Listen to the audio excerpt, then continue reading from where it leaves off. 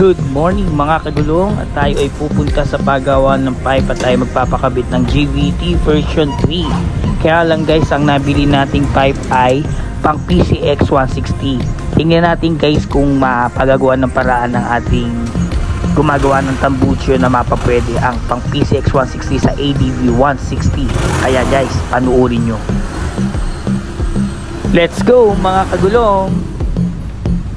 At yan nga guys, nakat niya na ang bracket ng pang PCX 160 para i-convert sa pang 160 ng ADV.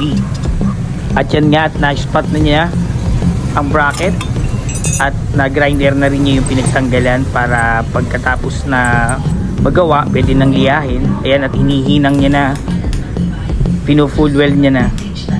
At yan nga pala tawag dyan sa welding din, stick weld.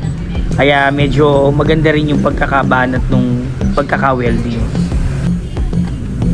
At yan, at nililipat na nga pala nila yung sensor natin sa lumang pipe para mailagay sa bagong pipe natin na version 3.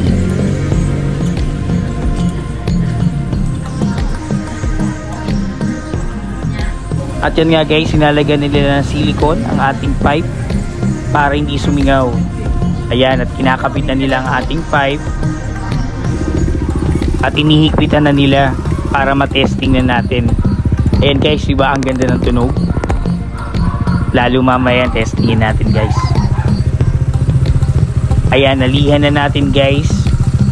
Makikita nyo kung ano itsura ng pagkaka-convert ng JVT natin. At yan nga, halos hindi halata yung kinat nila at yung mismong pinagtanggalan ng bracket, at mukhang original pa rin guys. Ang galing nilang gumawa guys, tingnan nyo.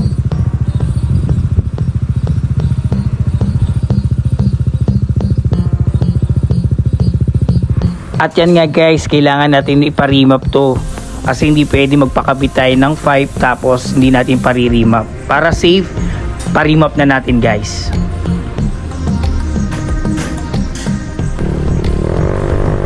At yan nga guys, kailangan na natin testingin ang ating pipe. At malaki naman ang pinagbago niya nung na-remap siya. Then tumaas ang RPM at sumigla. Maganda ang performance nung nakapitan tayo ng pipe. At naririnig na tayo ngayon bawat overtake natin sa mga sasakyan. Kaya yan, dito na natapos ang ating video. Ride safe sa ating lahat at magandang umaga.